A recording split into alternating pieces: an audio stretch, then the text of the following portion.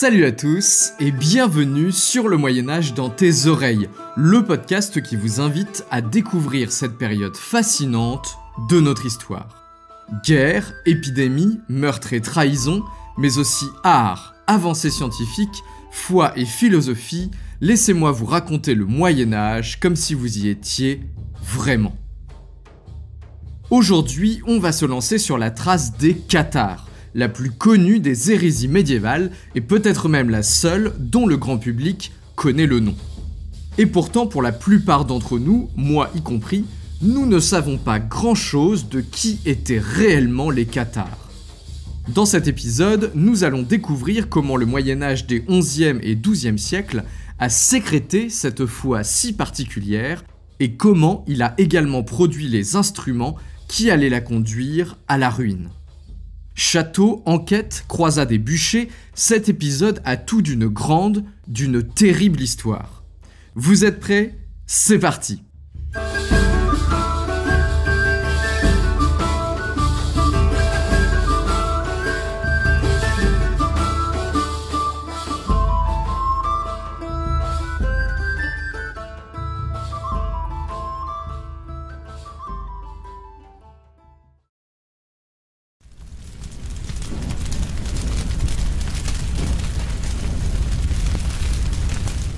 « 1321.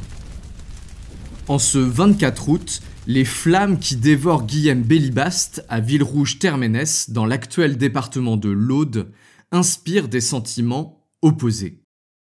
Pour Jacques Fournier, l'inquisiteur qui a envoyé au bûcher le dernier des cathares, la fumée noire qui monte vers le ciel représente un profond soulagement. Enfin, après un siècle et demi d'enquêtes harassantes, après des dizaines de milliers d'interrogatoires et des kilomètres de parchemins noircis de l'écriture serrée des clercs de l'Inquisition, l'église cathare est détruite. Seuls demeurent encore des croyants engagés, des passeurs, des soutiens de l'hérésie que les dernières enquêtes auront tôt fait de débusquer. Pour les croyants cathares, justement, le supplice de Bélibaste est le dernier éclat de lumière avant que leur église n'entre définitivement dans la nuit. Le prince de ce monde, le fameux ange déchu qui a façonné à son image la terre sur laquelle vivent les chrétiens, le grand dragon, Lucifer lui-même, a gagné. Avec le dernier bon homme, brûle en ce 24 août 1321 l'ultime espoir de sauver leurs âmes. Rêvent-ils d'un jour où leur église renaîtra, alimentée par les timides ferments qui existent encore quelque part en Italie ? Ou savent-ils qu'une fois le bûcher éteint et les cendres dispersées, le souvenir des cathares va sombrer dans les profondeurs de l'histoire ? Ce souvenir, justement, voilà bien le dernier héritage cathare que les inquisiteurs ne pourront pas leur arracher.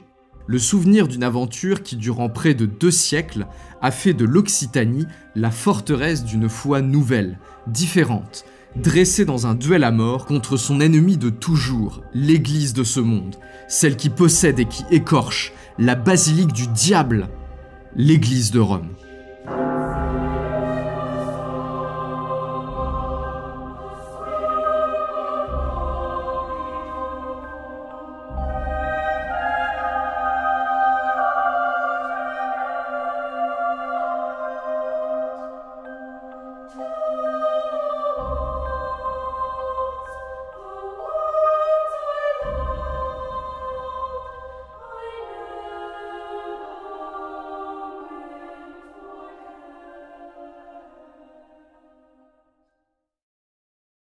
L'histoire du catharisme commence au XIe siècle.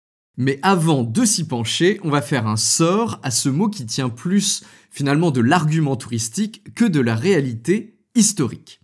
Ça veut dire quoi, ce mot cathare ? Eh bien en fait, pas grand-chose, il faut quand même l'admettre. Déjà, rien qu'à l'entendre, on a la tête pleine d'images frappantes. De grands bûchers fumants et les cris qui vont avec, ne me remerciez pas, des châteaux en ruine dressés sur leur pic au milieu de la montagne occitane, et une sensation un peu indéfinissable, comme si on était en présence d'une sorte de mystère ésotérique, d'une magie venue du fond des âges. Comme quoi, le marketing a bien fait son taf. Parce que tout ce que je viens de vous dire, vous pouvez à peu près tout oublier. Exit les châteaux, déjà. La plupart des fameux châteaux cathares sont en fait des forteresses royales construites par la couronne de France après la croisade. Pas de bol.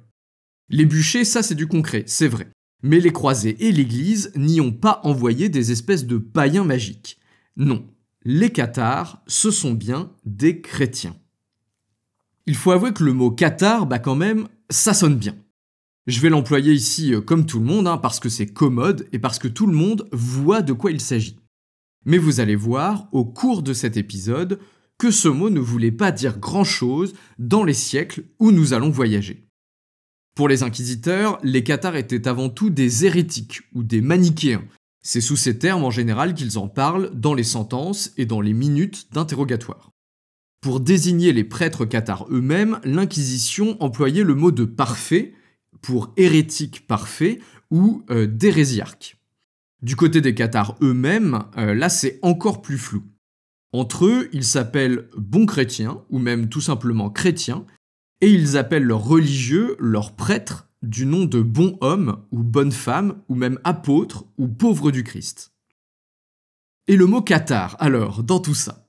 Eh bien pour savoir d'où il vient, pas le choix, il faut aller se salir les mains.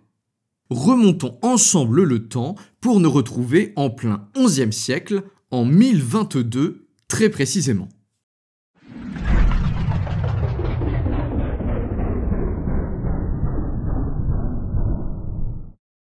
Nous sommes donc en 1022. Cette année-là, une belle petite flambée est allumée dans la ville d'Orléans. Et qu'est-ce qu'on cuit sur ce grand feu? Eh bien, je vous le donne en mille, pardonnez-moi pour la blague, des hérétiques.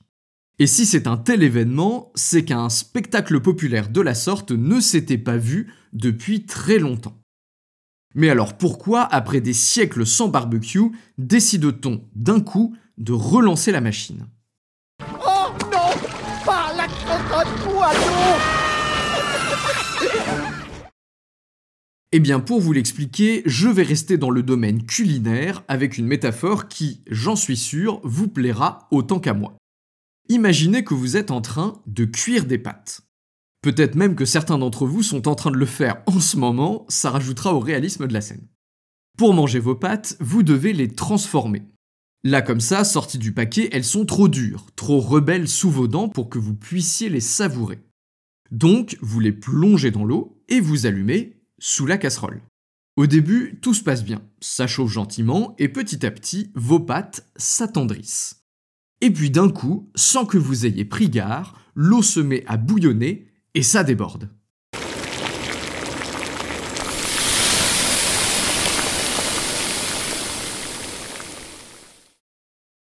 Promis, cette métaphore d'une rare subtilité n'est pas totalement inutile. J'ai même le secret espoir que, absorbé par l'épisode, vous ayez vous-même laissé déborder vos pâtes. Parce que finalement, c'est ça qui est arrivé à l'église de Rome. Alors oui, dans cet épisode, je vais dire église de Rome pour l'église catholique et église cathare pour la contre-église créée par les hérétiques. Alors, à partir du début du XIe siècle, l'église de Rome est en effet animée d'un grand mouvement de réforme. Il faut dire qu'elle se confronte à ce qu'on peut appeler une crise de croissance. Durant les siècles qui suivent la chute de l'Empire romain, elle s'est étendue dans toutes les directions. Elle a conquis le pouvoir royal, essaimé aux marges de l'ancien empire avec la conversion d'un nombre croissant de peuples païens, et remplacé peu à peu les anciennes croyances. Au XIe siècle, il n'y a plus grand monde qui se dit païen. Ouvertement, toute l'Europe occidentale est chrétienne. Sauf qu'en enflant aussi rapidement, forcément, l'Église a perdu en qualité ce qu'elle a gagné en quantité. Le réseau des paroisses est encore trop lâche, trop mou, et les prêtres sont de piètre qualité. Beaucoup d'entre eux ne connaissent même pas le latin, c'est pour dire. Et en plus de ce manque d'éducation, les relations entre le clergé et la société laïque sont beaucoup trop étroites aux yeux des papes. Beaucoup d'évêques, par exemple, reçoivent leur crosse directement du roi ou de l'empereur, et il n'est pas rare qu'un prêtre achète sa charge d'âme. La croissance démographique, en plus, qui commence timidement au XIe siècle, mais qui va bientôt se transformer en véritable lame de fond, n'arrange pas les choses. Il faut agir, et agir vite. Alors les papes allument le feu sous les pattes. C'est ce qu'on appelle la réforme grégorienne. Pourquoi grégorienne? Eh bien parce que l'un des papes les plus marquants dans ce processus, c'est Grégoire VII, entre 1073 et 1085. Et notre Greg, il a une obsession, la pureté du clergé. Donc le voilà qui allume le feu sous les pattes.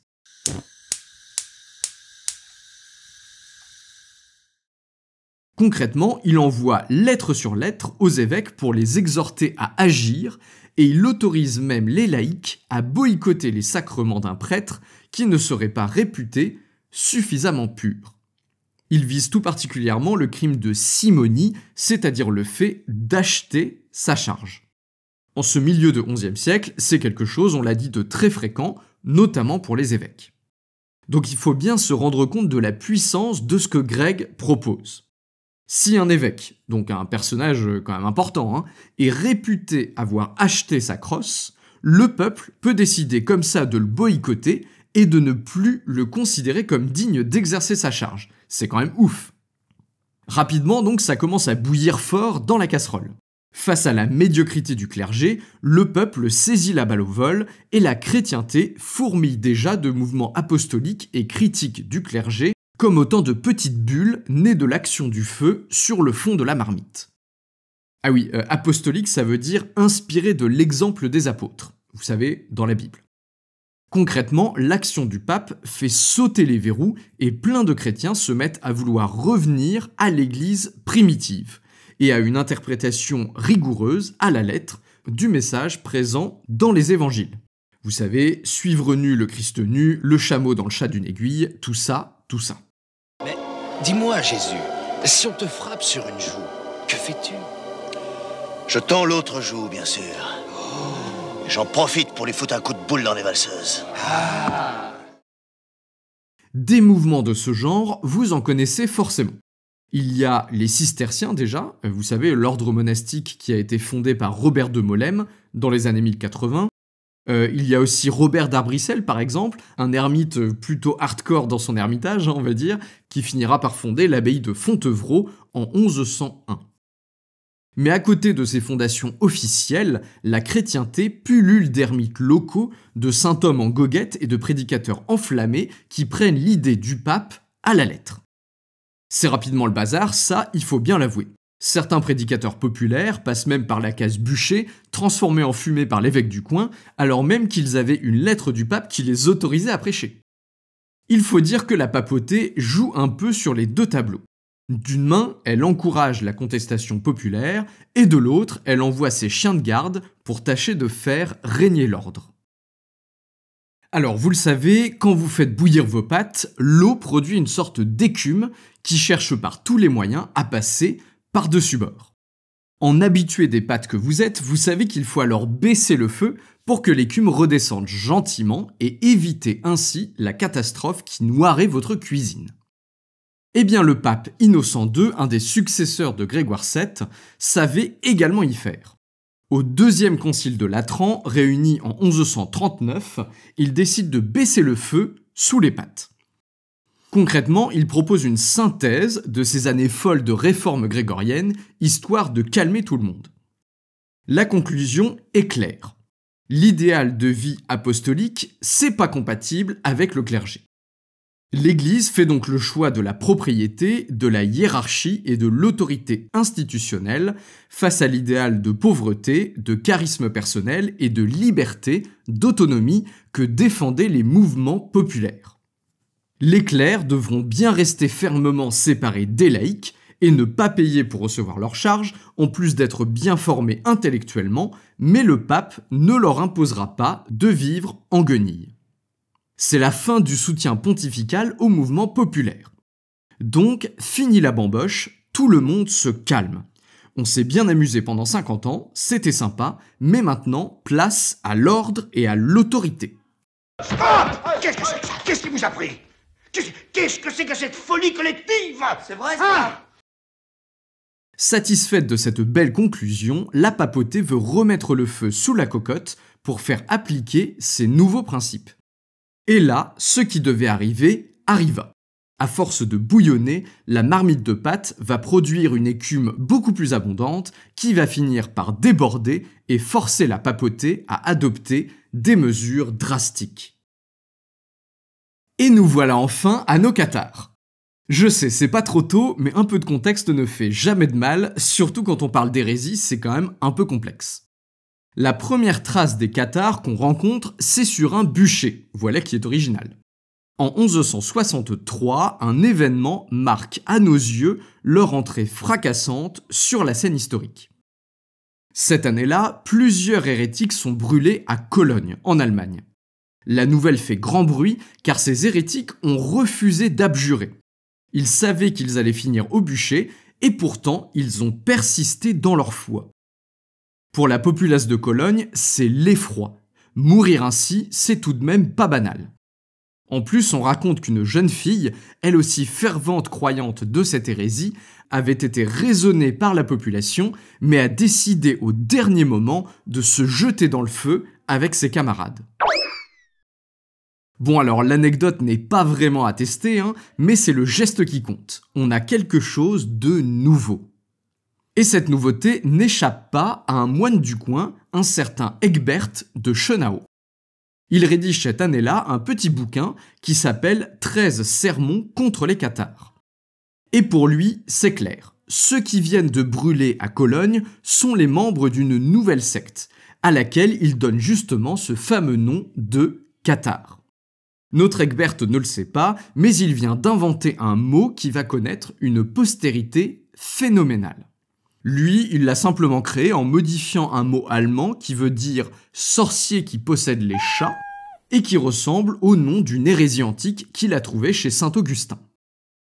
Au même moment, à 700 km de là, le pape Alexandre II réunit un concile à Tours. Il s'inquiète du développement de l'hérésie et montre une volonté nouvelle. Désormais, il sera de la mission de l'Église, au niveau local comme au niveau pontifical, de débusquer les hérétiques qui vivent en secret et de soumettre leurs sympathisants, tous ceux qui les aident, à la même répression. Les choses s'accélèrent et on sent que la papauté est de plus en plus fébrile. Mais alors, qu'est-ce qui se passe exactement? Et puis, qui sont ces cathares déjà? Pourquoi on se met à en parler maintenant seulement? Et pourquoi le pape en a-t-il une telle peur? Pour le comprendre, on va se rendre à un événement très particulier dont vous avez sans doute entendu parler. On va assister à la chute de Lucifer.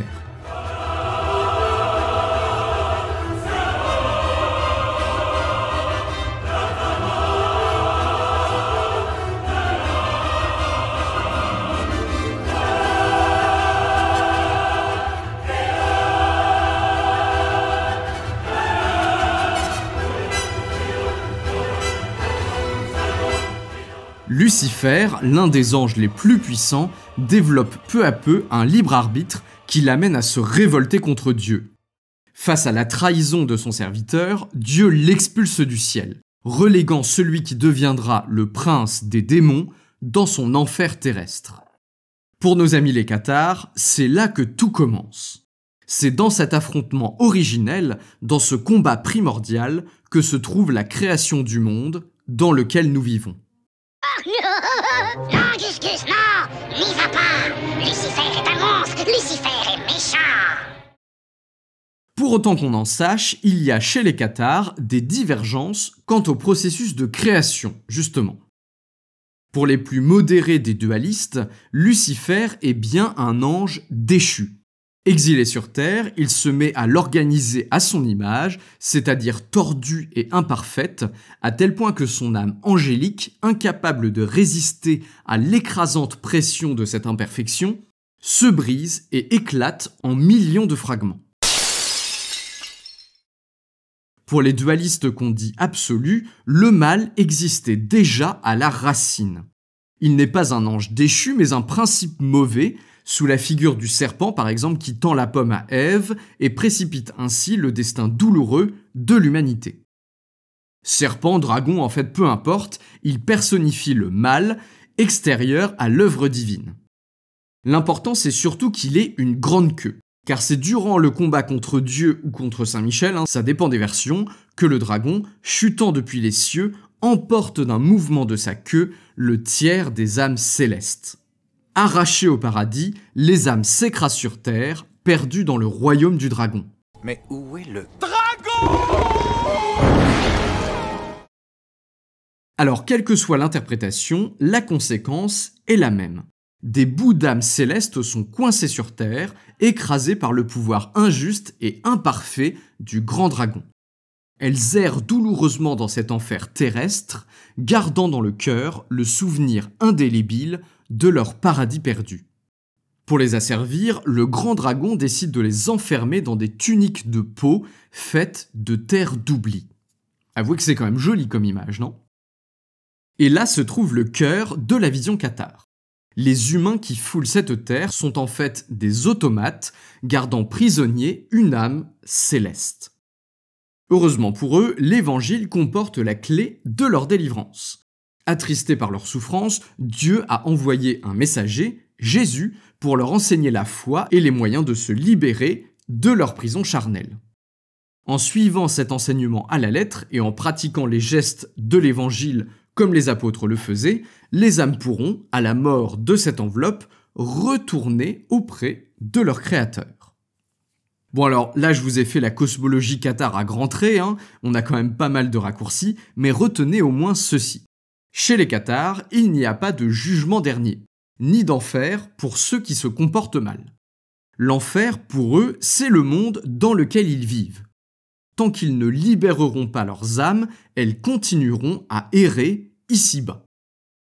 Il y a donc chez eux une distinction cruciale entre le monde qu'on connaît, qui est corrompu et imparfait, en comparaison du monde céleste auquel leurs âmes appartiennent. La clé de la délivrance est donc double. D'un côté, il y a un rite spécial. On l'appelle le consolament et c'est le seul sacrement que pratiquent les cathares. Il consiste en fait en l'imposition des mains sur la tête du croyant qui permet le transfert de l'Esprit Saint comme Jésus le fait avec ses apôtres dans la Bible. Une fois consolé, une fois qu'il a reçu le consolament, le croyant devient capable à son tour de pratiquer le consolament, il devient donc une sorte de prêtre, en gros. Pour en garder le bénéfice, il doit toutefois s'écarter au maximum des tentations issues du monde corrompu, qui l'alourdissent et l'engluent sur cette terre infernale. Là, on retrouve en fait le vieux mépris chrétien pour la chair en général. Donc concrètement, les religieux cathares qui ont reçu le consolament ne mangent ni viande ni graisse animale, ils jeûnent au pain et à l'eau un jour sur 2, pratiquent une stricte abstinence, bien sûr, qui interdit même le contact physique avec les femmes, sauf pour le sacrement, bien entendu, et ils doivent vivre dans une réelle pauvreté. Donc en fait, les religieux cathares, ce sont ceux qu'on appelle les bons hommes, ou les bonnes femmes, justement. Donc s'ils suivent tous ces préceptes, les bons hommes et les bonnes femmes sont capables à la fois de sauver leurs âmes et les âmes des croyants dont ils s'occupent, une fois arrivée la date de péremption de leur enveloppe charnelle. Date qui peut parfois, avec l'aide de quelques amis inquisiteurs ou croisés, arriver plus tôt que prévu. Mais ça, on en parlera plus tard.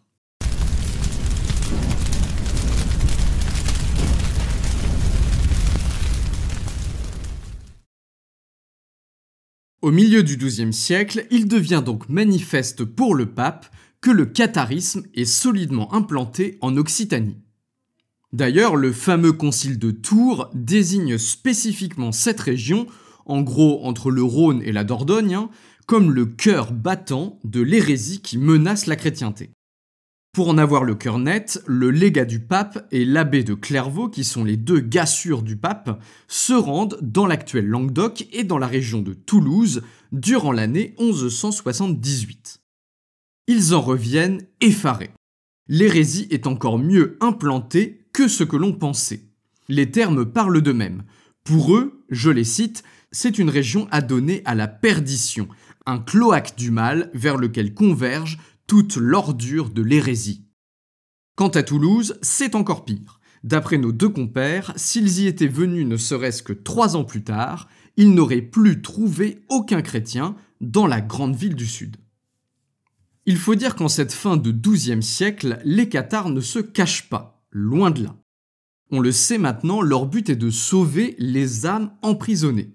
Leur méthode, c'est donc le prosélytisme, la prédication en plein air pour convaincre de nouveaux fidèles. Par rapport aux autres hérésies médiévales, le catharisme a d'ailleurs la particularité d'être très bien structuré, un peu comme une deuxième église, si vous voulez. Ils ont des diacres, des évêques et des chefs de maisons religieuses. Les religieux cathares sont d'ailleurs très bien instruits. Il y a, durant le XIIe siècle, plusieurs débats qui opposent l'Église catholique au Qatar sur la place publique. Mais bon, en soi, jusqu'à présent, ce qu'ils font n'est pas vraiment original. Suivre la voie des apôtres en prêchant pour convertir et pour sauver les âmes, ça, c'est vu et revu. Ailleurs en Europe, ce genre de mouvement a déjà été soit intégré dans l'Église, soit réprimé gentiment avec 2-3 bûchers, sans plus. Pour les cathares, cependant, les choses ne vont pas être si simples. Elles vont même prendre un tournant particulièrement féroce et cruel. Ça y est, j'ai trouvé.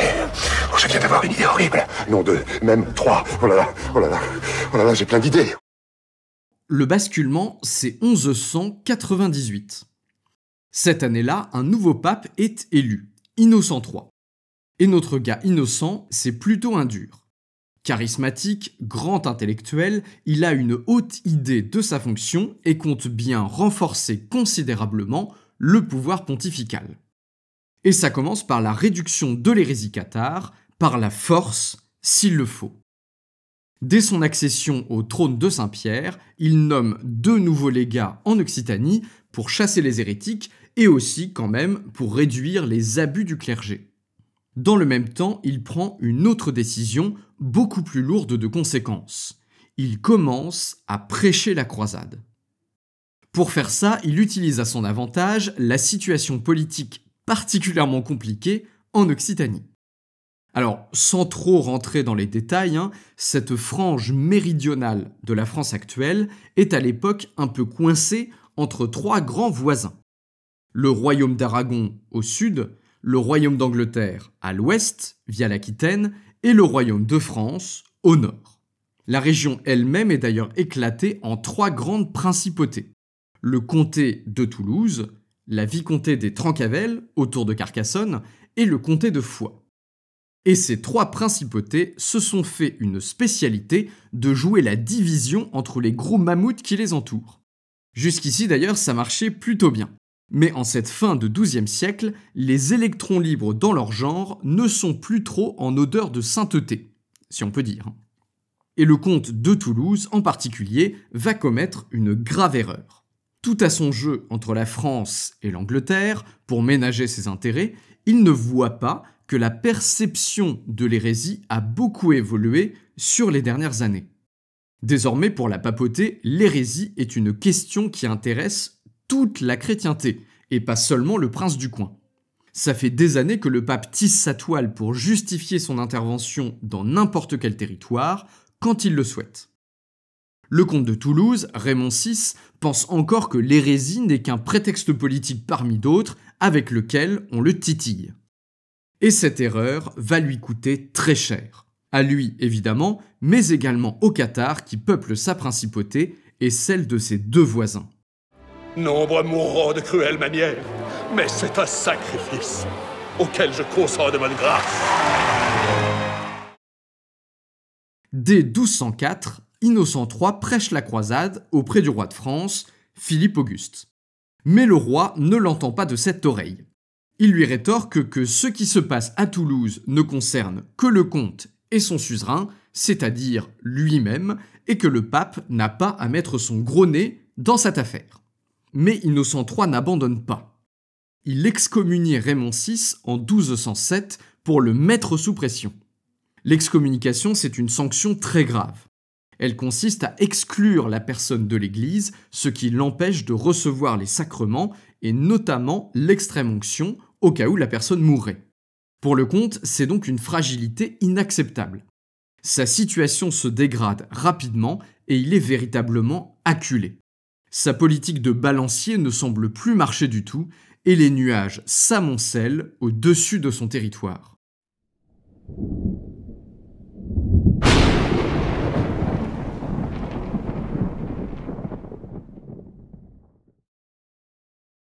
C'est dans ce contexte d'extrême tension, alors que l'Occitanie est au bord du précipice, que se produit l'événement qui va tout faire basculer. À l'hiver 1208, le légat du pape, Pierre de Castelnau, traverse le Rhône pour revenir auprès de son maître. Malheureusement pour lui, il est tombé dans un piège. Un chevalier le prend en embuscade et assassine le légat. L'identité du coupable et ses motivations restent un mystère. Peut-être était-ce une simple tentative de vol à main armée qui a mal tourné, après tout. Mais pour son maître, Innocent III, peu importe. L'occasion est trop belle. Raymond VI est accusé d'avoir fomenté l'assassinat et le pape prêche la croisade de toute sa voix. Cette fois, le roi de France n'a plus le choix. Il ne peut pas fermer les yeux. S'il laisse comme ça l'un de ses vassaux héberger des hérétiques et auxire des légats pontificaux, c'est son propre pouvoir de suzerain qui est fragilisé. Du bout des lèvres, Philippe Auguste donne donc le signal de la curée et autorise ses barons à se croiser. Innocent III se frotte les mains et entreprend de monter une formidable armée contre les hérétiques. Il décrète la rémission complète des péchés pour les croisés qui acceptent de suivre le signe divin, et proclame que toutes les terres conquises par les chevaliers leur appartiendront une fois la croisade terminée. La vente à la découpe des principautés du Sud en allèche plus d'un, et une gigantesque armée de plus de 3000 chevaliers et 8000 fantassins se masse à Lyon, prête à déferler sur l'Occitanie.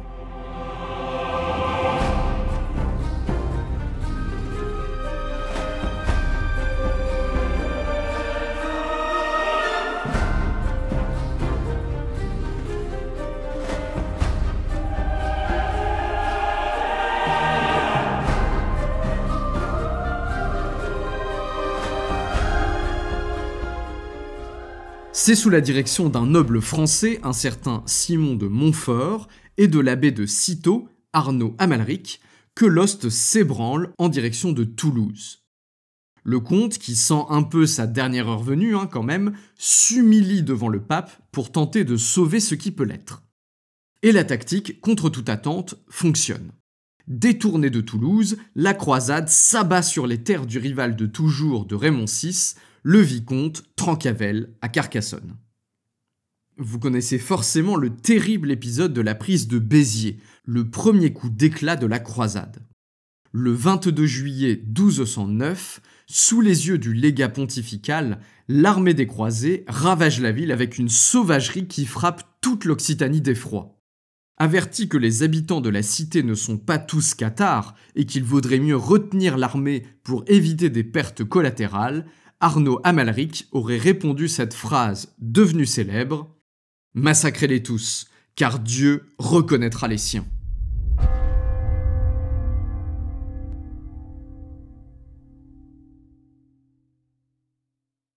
La croisade est d'une violence inouïe, du jamais vu sur une terre chrétienne. La cruauté des croisés est encore exacerbée par les conditions. Malgré l'immense armée rassemblée par le pape, il y a trop peu de combattants pour maîtriser un territoire immense et inhospitalier. Alors les croisés ne font pas dans la dentelle et allument des bûchers à tour de bras. Béziers, Carcassonne, Minerve, Lavore, dès qu'une place tombe, la violence se déchaîne et les cathares qu'on y trouve sont jetés pêle-mêle dans les flammes. Il y a d'ailleurs une phrase d'un chroniqueur, Pierre Desvaux de Cernay, qui illustre bien cette furie vengeresse lorsqu'il s'éclame à propos de l'un de ces massacres que, je cite, « Avec une immense joie, ils les brûlèrent. » J'adore respirer l'odeur du napalm le matin. Alors toutefois, malgré sa brutalité, la croisade s'épuise et patine. Les chevaliers ne viennent que pour 40 jours. C'est la durée légale du devoir d'ost qu'ils doivent rendre à leur suzerain. Dès que le délai est écoulé, les chevaliers ne font pas d'heures supplémentaires et rentrent dans leur territoire du Nord, laissant Simon de Montfort continuer tout seul. Chaque année, l'ost revient, puis repart. La croisade se poursuit ainsi pendant 9 ans, jusqu'à ce que le Big Boss lui-même, Simon de Montfort, ne soit tué devant les murs de Toulouse. À ce moment-là, Raymond VII, le fils du comte qui a été brisé par le pape, relève la tête et entreprend la reconquête du territoire de son père. Il profite de quelques années d'accalmie avant que le roi de France lui-même, le très pieux Louis VIII, ne se décide à venir en personne pour mater l'hérésie. Mais là encore, le succès est de courte durée. Un peu faiblard, le roi décède durant la croisade au pied de la forteresse de Montpensier. Selon ses proches, il est mort d'une dysenterie, mais selon les mauvaises langues, c'est son excès de chasteté qui aurait causé sa mort, illustré par son refus, à la veille de son trépas, de profiter d'une courtisane qu'un de ses chevaliers lui avait trouvée.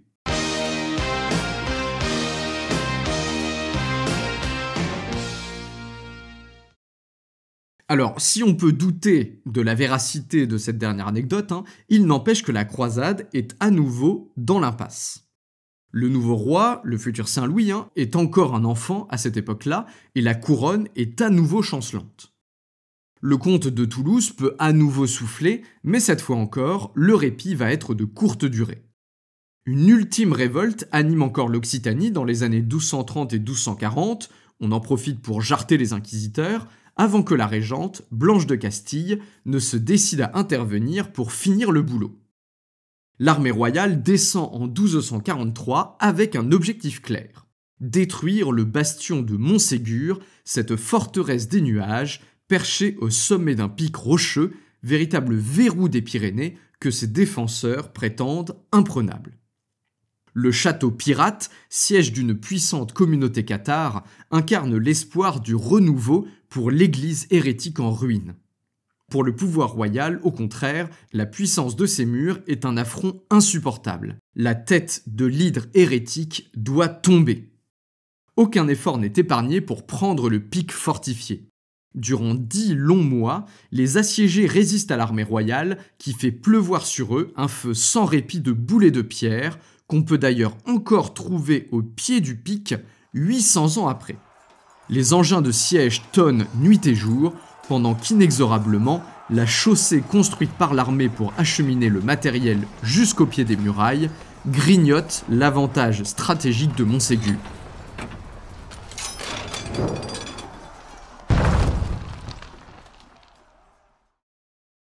Enfin, le 16 mars 1244, la place forte s'effondre. Un immense bûcher est allumé pour les 200 derniers cathares qui se terrent derrière ces murs en ruine avant qu'ils ne passent, comme le dit la chronique, du feu de ce monde au feu de l'enfer.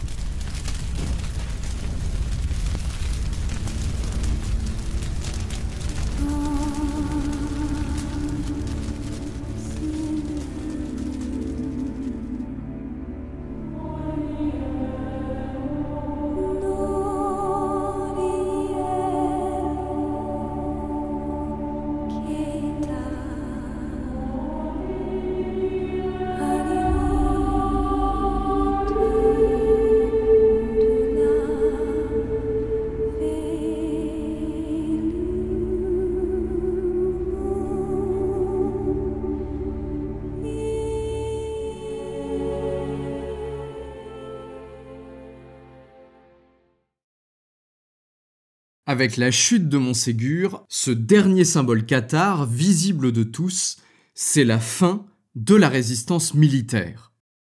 Désormais, l'Occitanie vaincue ne peut plus se battre. Intégré officiellement au Royaume de France, qui y installe ses officiers, son territoire pacifié va pouvoir être livré en pâture à la nouvelle institution pontificale créée en 1232, l'Inquisition. Cette nouvelle machine pontificale va marquer durablement le paysage occitan. De Carcassonne à Toulouse, de Perpignan à Montaillou, de Foix à Narbonne, la terreur des armes va céder la place à une répression plus feutrée, avançant à bas bruit, mais dont la force inexorable va finir par débusquer jusqu'au dernier cathare. Mais d'abord, c'est quoi l'Inquisition exactement ? À l'origine, le mot latin inquisitio ne désigne pas une institution, mais une méthode judiciaire issue du droit romain. Dans le droit germanique, par exemple, celui qui a été codifié par les royaumes barbares, la justice est avant tout accusatrice. Si on a un grief, qu'on a été victime d'un crime quelconque, on accuse publiquement l'auteur du crime et l'appareil judiciaire se met en branle. Je suis innocent! J'ai rien fait, je suis innocent! Cette justice germanique repose largement sur les témoins et sur la force du groupe. Et à la rigueur, si l'affaire est particulièrement inextricable, elle peut toujours recourir à l'ordalie, c'est-à-dire au jugement de Dieu. L'inquisitio, par contraste, c'est une procédure lancée par l'appareil judiciaire lui-même. L'énorme différence, c'est donc qu'on a affaire à une justice du bien public.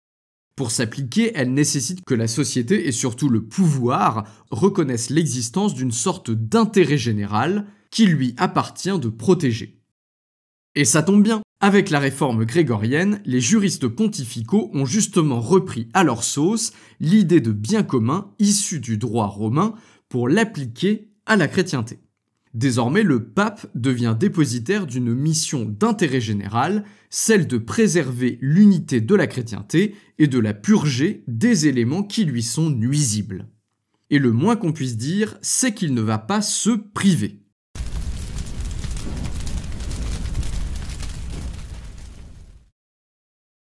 Alors ce n'est pas notre bon Innocent III qui a créé l'Inquisition, car le pape de la croisade est mort en 1216. D'ailleurs, sitôt sa mort arrivée, son cadavre a été profané dans l'église où on l'avait placé pour la veillée mortuaire. Preuve qu'il ne s'était pas fait que des amis. L'Inquisition est fondée officiellement en 1232 avec un but clair. Trouver les hérétiques restants, ceux qui se cachent et qui continuent en secret à honorer leur foi cathare.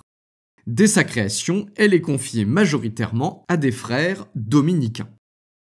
Alors les dominicains, ce sont les disciples de Dominique de Caluerega, un religieux espagnol qui a eu une révélation un jour qu'il se baladait en Occitanie.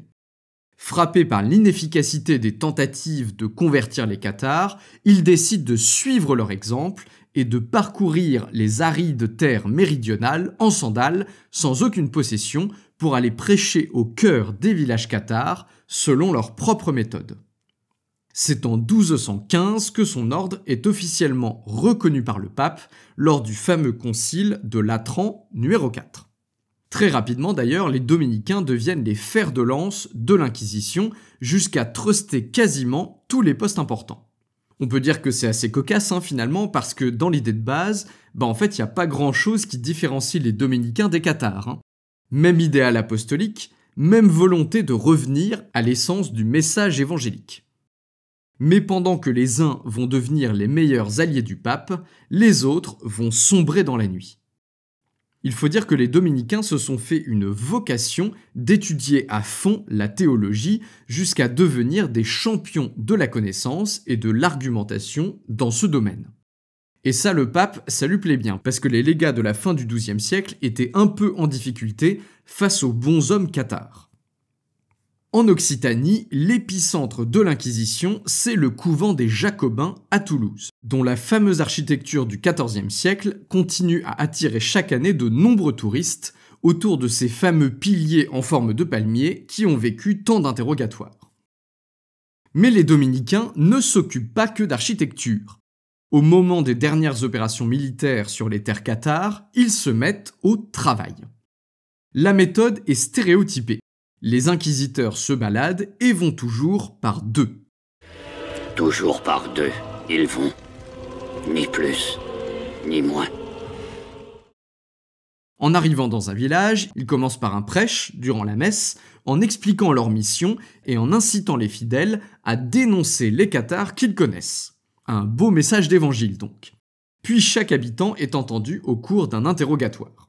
Enfin, on devrait plutôt parler de confession, mais ça revient finalement au même. Les pages et les pages de confession viennent alimenter un vaste fond permettant de recouper les informations et les témoignages, et donc de trouver des pistes. Les inquisiteurs cherchent en fait une faille, la moindre information qui leur permettrait de tirer le fil jusqu'à découdre entièrement le voile de mystère qui protège les derniers cathares. Et oui, car des cathares, il y en a encore. Malgré la brutalité des croisés et les panaches de fumée noire qui ont déchiré le ciel occitan pendant 40 ans, beaucoup survivent dans la clandestinité. En 1232 par exemple, 20 cathares sont cravatés à l'Abécède alors qu'ils profitaient de la nuit pour rendre leur culte en pleine forêt. À Hautpoul ou Hautpoul, je sais pas comment on dit, si jamais il y a des occitans parmi vous en commentaire, allez-y.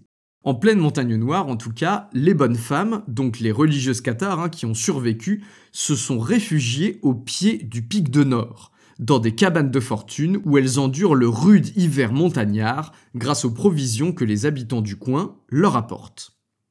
Verdun en Lauragais et Montaillou, le petit village d'Ariège qui a été rendu célèbre par l'ouvrage d'Emmanuel Leroy-Ladurie, sont restés presque entièrement cathares. En 1245, lorsque les inquisiteurs Bernard de Caux et Jean de Saint-Pierre interrogent les habitants, ils ne parviennent à enregistrer aucune dénonciation. Le village fait bloc contre eux et ne livre aucun hérétique. Mais Montaillou est une exception. Partout, les inquisiteurs finissent par arriver à leur fin. Il suffit d'une rancœur, d'une indiscrétion, ou même tout simplement d'une information en apparence anodine pour que le flair des dominicains se mette en alerte. Et, inexorablement, ils avancent. Il faut parfois des années pour qu'un refuge soit éventé ou que la probité de façade d'un ancien cathare soit remise en question. Le travail ne s'arrête jamais. De confession en déposition, d'interrogatoire en aveu, les inquisiteurs accumulent une masse colossale d'informations, un dense réseau d'hérétiques potentiels.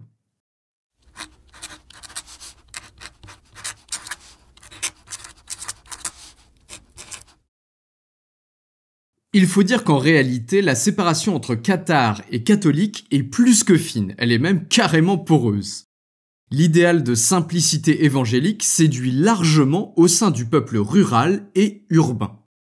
Entre les catholiques fanatiques et les cathares indécrottables, il y a une infinité de nuances, de sensibilités qui sont plus ou moins proches de l'un ou de l'autre. C'est d'ailleurs pour ça que le pape fait appel à l'Inquisition, à des dominicains hors sol plutôt qu'au clergé local. Beaucoup de curés des paroisses rurales sont eux-mêmes des sympathisants cathares. Face à la répression, les solidarités se renforcent, car moins les bons hommes, c'est-à-dire les religieux cathares, sont nombreux, plus leur action est cruciale aux yeux des fidèles. Car il y a en effet, dans les pratiques cathares, plusieurs éléments qui jouent contre eux dans cette course du chat et de la souris. Les cathares, comme du reste l'ensemble des chrétiens médiévaux, vivent dans la peur panique de mourir avant d'avoir pu sauver leur âme. Pour les cathares, ça veut dire recevoir le consolament, le fameux rite qui leur transmet l'Esprit Saint et qui permet à leur âme d'échapper enfin à sa prison charnelle.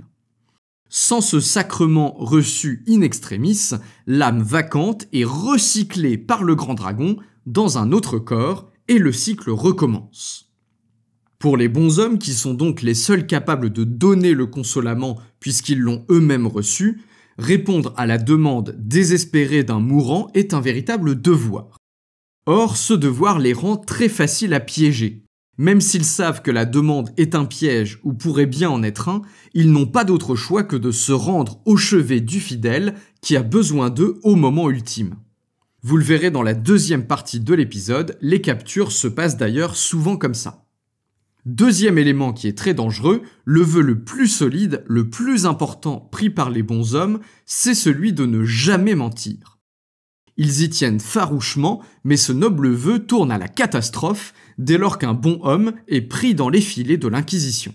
C'est alors tout son réseau qui est menacé d'exposition au grand jour, à mesure que les inquisiteurs précisent leurs questions sur un cathare incapable de mentir, même par omission. Et mentir, vous savez mentir? À la cour, c'est très utile. Inexorablement donc, l'Inquisition avance tel un rouleau compresseur. Pour les hérétiques ou les sympathisants capturés, deux issues sont possibles. Le but de l'Inquisition, c'est d'obtenir l'aveu et la conversion. Ce que cherchent les dominicains, en fait, c'est à ramener les brebis égarées au troupeau. Et on l'a dit d'ailleurs, l'Inquisition, c'est pas vraiment un tribunal. Elle oblige plutôt les hérétiques à faire leur confession. Plus la confession est facile et rapide, plus la peine sera légère. Le crime en lui-même, si on peut l'appeler ainsi, n'a pas beaucoup d'impact en fait, sur la pénitence qui sera infligée. La plupart des pénitences sont relativement légères et consistent soit en le port d'une croix jaune, marqueur de l'hérésie, pendant un certain temps, soit en un emprisonnement temporaire. Mais ce qui inspire la terreur au sein du peuple occitan, cathare comme catholique d'ailleurs, ce sont les peines les plus cruelles que l'Inquisition se fait un plaisir d'annoncer à grand renfort de com'. Pour les détenus particulièrement récalcitrants, c'est le mur qui les attend. Ce nom désigne en fait la prison inquisitoriale, spécialement construite pour que les hérétiques y purgent leurs peines. Il y a toute une gradation de cellules, dont la plus terrible est ce qu'on appelle le mur strict. Les conditions sont connues par une lettre des consuls de Carcassonne, datant de 1285, pour dénoncer les conditions de détention qui règnent dans le mur construit sur les rives de l'Aude, au bord des remparts. Les prisonniers sont cloîtrés dans des cellules étriquées où ils ne peuvent ni se coucher, ni se tenir debout. Entravés par des chaînes, ils vivent dans leurs excréments car il n'y a pas de latrine à disposition. Ils sont nourris au pain et à l'eau et restent parfois des années à ce régime, voire même jusqu'à leur mort, si la confession a été particulièrement difficile à obtenir ou s'ils n'ont pas abjuré leur foi. La pire des peines, c'est bien sûr le bûcher, le torrent de flammes qui frappe les cœurs et terrifie les consciences. Cette peine suprême est réservée aux relapses, c'est-à-dire aux hérétiques qui ont abjuré leur foi avant de la reprendre une fois leur liberté retrouvée. S'ils se font capturer à nouveau, les flammes du bûcher sont au bout du chemin. Pour les catholiques, le bûcher c'est une épreuve terrible, car le corps ne pourra pas être ressuscité au jugement dernier, faute de sépulture consacrée. Pour les cathares, en dehors de l'horrible souffrance physique, les flammes purificatrices ne signifient pas grand-chose. Leur corps n'est de toute façon qu'une tunique de peau qui est l'œuvre du grand dragon. Comme le dit l'une des confessions enregistrées par l'Inquisition à Toulouse, « Dieu attend mon âme et les vers mon corps ».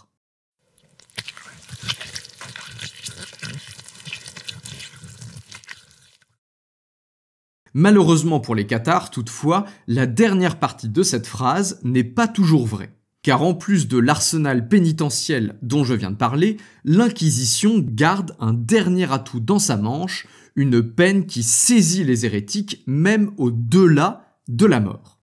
Cette peine, c'est l'exhumation et la crémation du cadavre. Pour les cathares dont l'Inquisition sait qu'ils sont morts sans se confesser, il ne peut y avoir d'abjuration, forcément. Elle ordonne alors, si la sépulture est bien identifiée et qu'on ne risque pas de déterrer des os catholiques par inadvertance, elle ordonne donc que le cadavre soit déterré, quel que soit son état, pour finir au bûcher. Bien que cette peine ne signifie techniquement rien pour les cathares eux-mêmes, force est de constater que cette pratique frappe durablement le moral des derniers fidèles. Dans toutes les civilisations, le corps décédé est frappé d'un tabou sacré particulièrement fort. Profaner un cadavre n'est jamais anodin. Même chez les tribus anthropophages, cet acte a toujours un sens sacré profond. Pourchasser, traquer, enserrer dans un réseau toujours plus dense de dénonciations et de confessions forcées, l'hérésie vit ses dernières heures.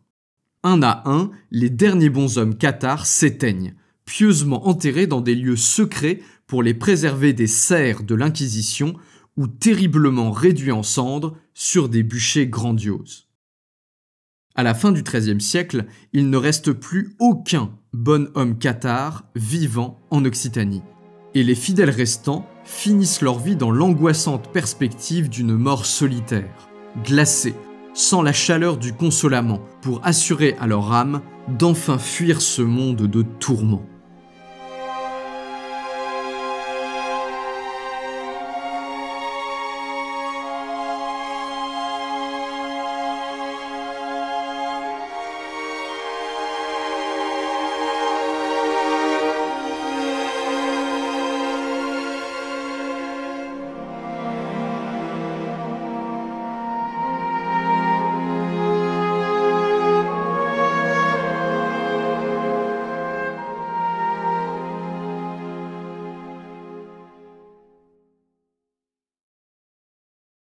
Bon, maintenant que vous connaissez un peu mieux ce qui s'est passé entre Toulouse, Albi et Carcassonne au XIIIe siècle, j'aimerais qu'on parle un peu de cette histoire d'inquisition et de persécution.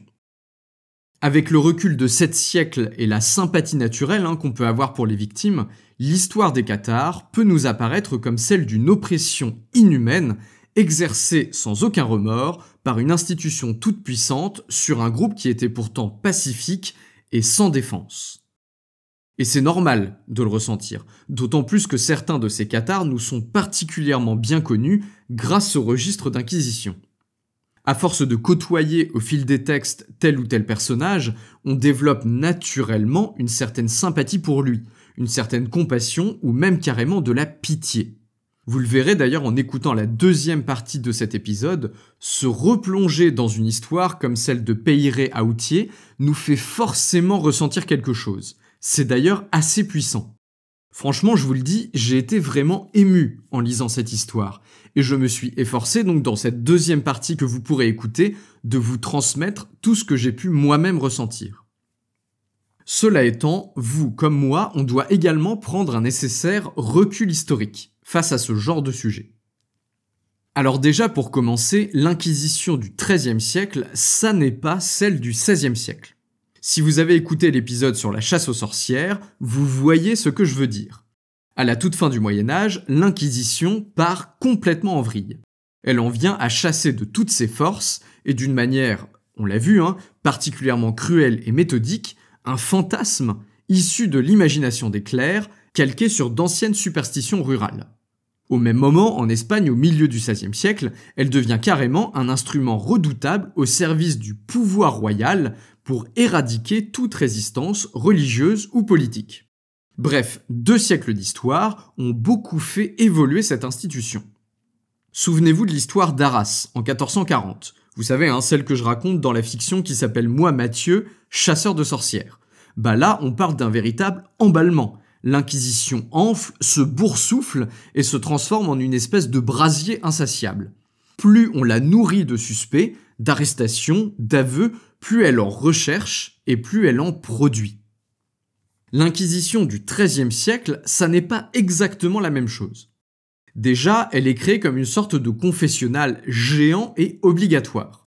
Son but principal, officiel, c'est d'amener les hérétiques à confesser leur erreur et à demander l'absolution.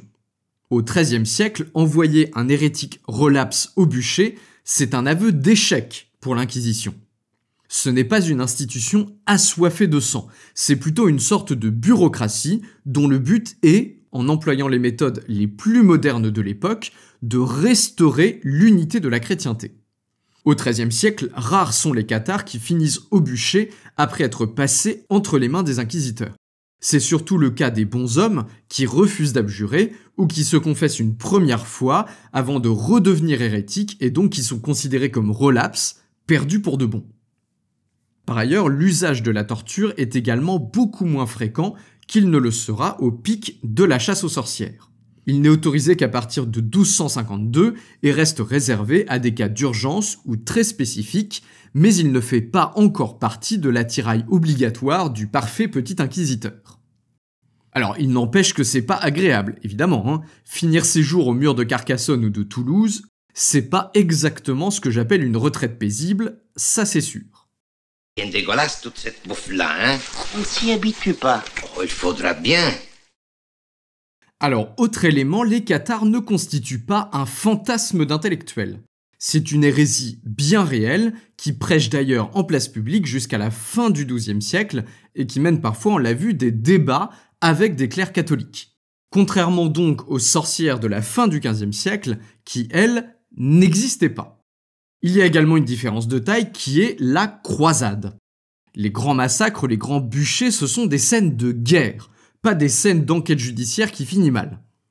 Lorsque l'Occitanie est livrée à l'appétit féroce des barons du Nord, c'est autant une conquête territoriale qu'une reconquête religieuse.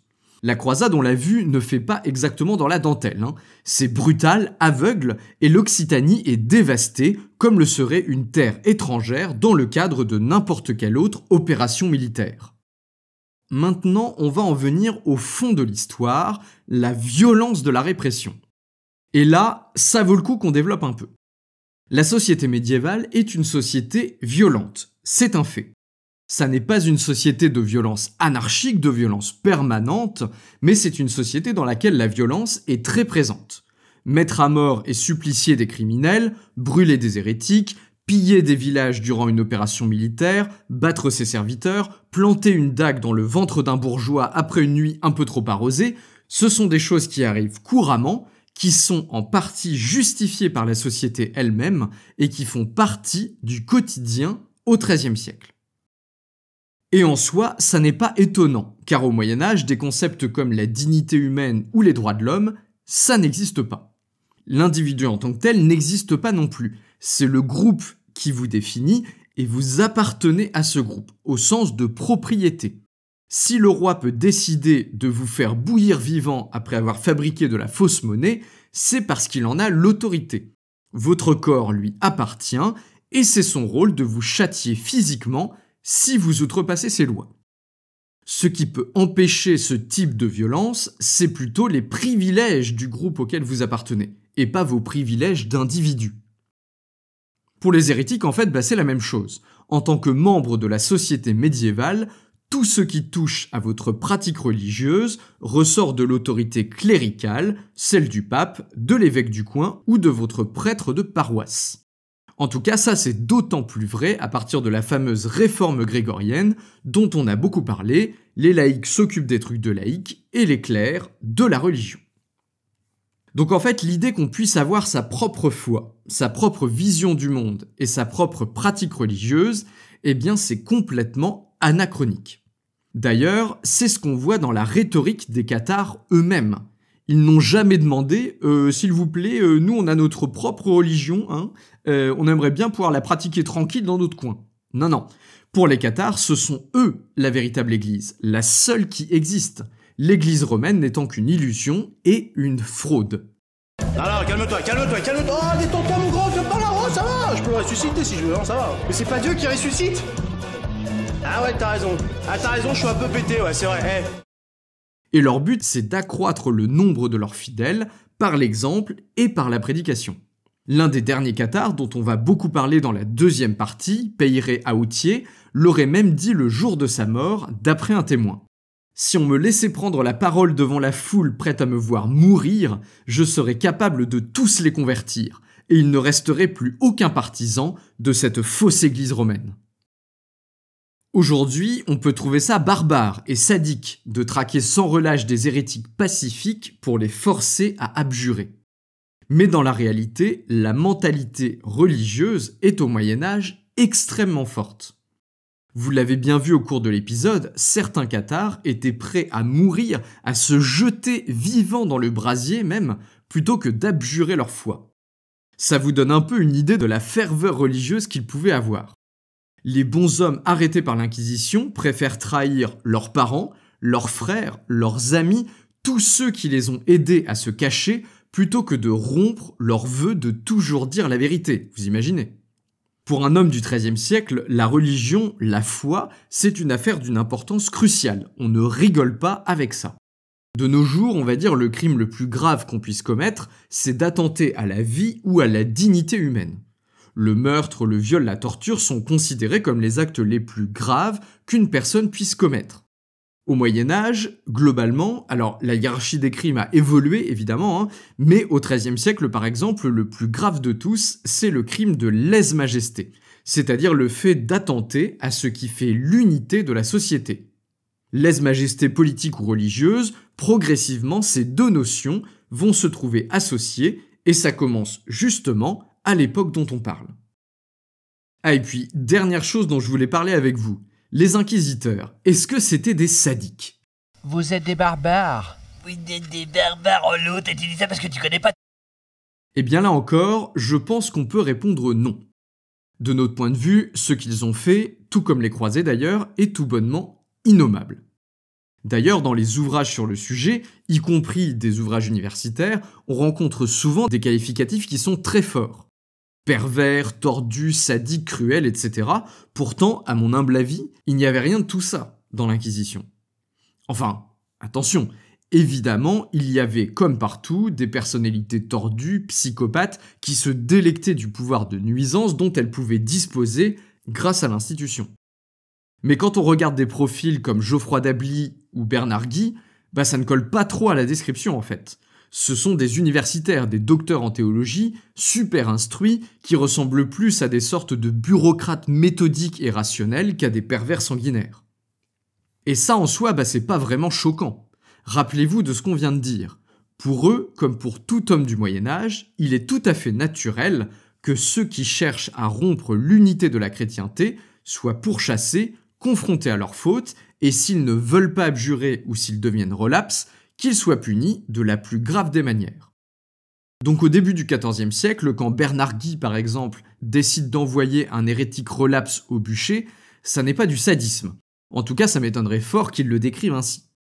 Lui nous répondrait sans doute que c'est son métier, c'est ce qu'on lui demande de faire, et c'est ce qui lui semble juste. En plus, il a passé 20 ans de sa vie à étudier à l'université, il connaît la Bible sur le bout des doigts et il peut en expliquer chaque passage. Il est donc convaincu que les cathares sont dans l'erreur et qu'ils se trouvent du côté du bien, du côté de Dieu, en quelque sorte. Voilà, on va s'arrêter là sur le recul historique à prendre, mais ça me semblait important de vous en parler. Moi je suis comme vous, quand je lis le récit d'un cathare qui a été traqué pendant des années pour finir à croupir des mois dans une geôle minuscule avant d'être brûlé vif, ça me fait froid dans le dos. Mais je me raisonne parce que ça c'est ma mentalité du XXIe siècle qui s'exprime. J'essaie de prendre conscience de la distance historique, de l'épaisseur des 7 siècles qui ont passé, et de tout ce qu'ils ont pu changer dans les mentalités individuelles et collectives. Cela étant, ça ne va pas m'empêcher de vous parler, dans la deuxième partie de cet épisode, d'un vrai récit comme on les aime. Un récit émouvant. La vie tragique de l'un des derniers cathares. Je vous promets, on y trouve l'étoffe d'un vrai beau film de cinéma. De l'espoir, des épreuves, une quête initiatique, des trahisons, de la peur, de la joie et même une certaine profondeur philosophique. Si vous êtes prêts, je vous retrouve dans la deuxième partie de cet épisode pour revivre ensemble l'existence de Peire Aoutier, l'homme qui a défié l'Inquisition pour tenter de reconstruire l'église cathare à l'aube du XIVe siècle.